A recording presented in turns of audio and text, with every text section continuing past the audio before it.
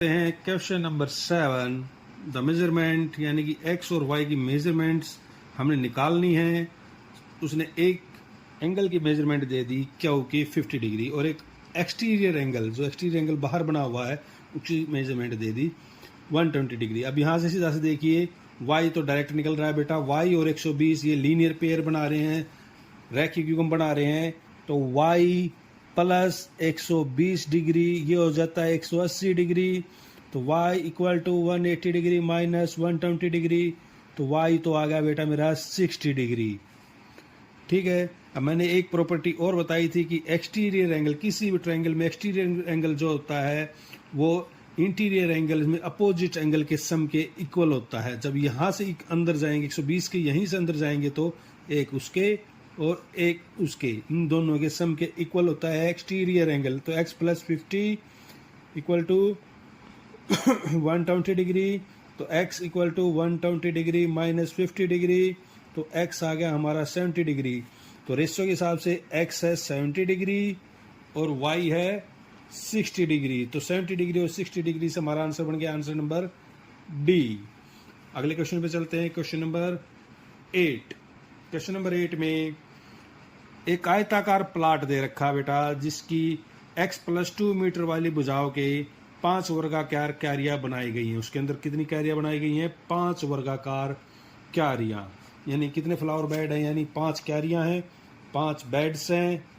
तो अगर हम उनकी पेरीमीटर निकालें, 5 बेड्स की पेरीमीटर यानी कि परिमाप निकालें 5 बेड्स का। एक बेड का होता बेटा 4 इंटू साइड। तो 4 इंटू साइड थी हमारी x प्लस 2। तो ये हो गया 4x plus 2।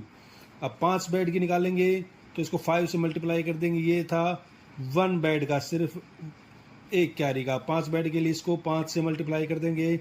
5 into 4x plus 2 ये हो गया 20x प्लस 2। अब हमने इस पे लगाना है वो वाला, जैसे ये बताएंगे कि ₹50 प्रति मीटर की दर से फूलों के क्यारियों पर बाड़ लगाने की कुल लागत बतानी है। अब हमने आप ये कहोगे कि इसमें सर पेरीमीटर तो कहीं नहीं लिख रखा, पेरीमीटर क्यों निकाला? लेकिन ये ध्यान दो कि ये जो बाड़ लगा रहे हैं ना, ये बाड़ कहाँ लगेगी? इसकी बाउंड्रियों पे लगेगी। और बाउंड्रियों पे बाहर कोई भी काम करने के लिए हम पेरीमीटर या परिमाप निकालते हैं। ठीक है बेटा। अब 100 मीटर पर बाड़ का जो खर्च आ रहा है वो कितना है? वो है 50 रुपये। 1 मीटर पे कितना आएगा? कम, यानी कि 50 को हम 100 से डिवाइड कर देते हैं। और 20 इंटू एक्स प्लस 2 पे कितना आएगा? मल्टीप्लाई कर देंगे 20 इंटू एक्स प्लस 2। 50 से कट गया 2 पे, 2 से कट गया 10 पे। तो हमारा आंसर आ गया 10x प्लस 2। तो यहाँ आंसर नंबर बनता है हमारा answer number C, 10x plus 2। आते हैं क्वेश्चन नंबर 9 पे। क्वेश्चन नंबर 9 में कह रहा है कि सुमित एक मॉल में काम करता है और प्रति घंटे के हिसाब से उसे 50 रुपये मिलते हैं। यानी जब वो 1 घंटा काम करता है तो वो 50 रुपये उसको मिलते हैं। तो पिछले सप्ताह उसने 7 घंटे काम किए। अब उसको टोटल काम देख लेते, उसने कितना किया। लास्ट वीक कितना किया उसने?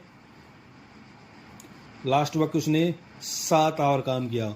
और इस वीक कितना किया? प्रेजेंट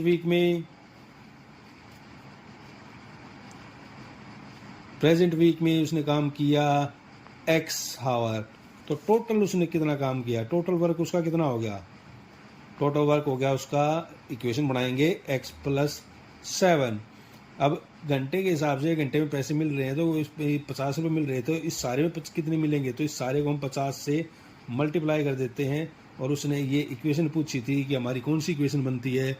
तो हमारी इक्वेशन यहाँ पे बन के आ रही है सी, 50x प्लस 7। अब आ जाते हैं क्वेश्चन नंबर 10 पे। क्वेश्चन नंबर 10 है, एक कार्यक्रम में 400 रुपये की 250 टिकटें बिकती हैं, 100 रुपये की 500 टिकटें बिकती हैं। यदि 400 रुपये की टिकट पर 40% और 100 रुपये की टिकट पर 20%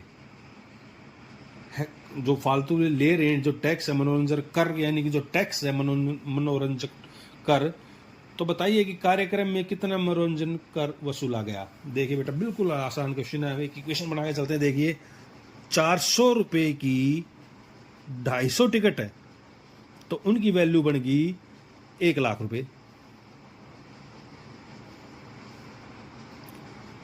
ठीक है, और उस 1 लाख पर वो ले रहा है 40% टैक्स। तो 40% निकालने के लिए हम कर लेते हैं, तो हमारा ये कितना आ गया बेटा, 40,000 रुपये। ठीक है, और 100 रुपये की जो टिकट है वो बेची कितनी उसने, 500, तो ये आ गया 50,000, और उस पर लगता है 20% टैक्स, ये आ गया हमारा 10,000। तो 40,000 ये और 10,000 ये, दोनों को जब हम ऐड करते हैं तो हमारा आ जाता है 50,000। तो कितना टैक्स लगा यहाँ पे, 50,000। तो उसने यही पूछा था कि कितना मनोरंजन कर वसूला गया, तो हमारा आंसर बन गया आंसर नंबर डी। तो आज ये 10 क्वेश्चन हुए हैं। अगले क्वेश्चन इनको अच्छे से दोहराइए। अगले क्वेश्चनों के लिए मिलते हैं जल्दी ही। Thank you.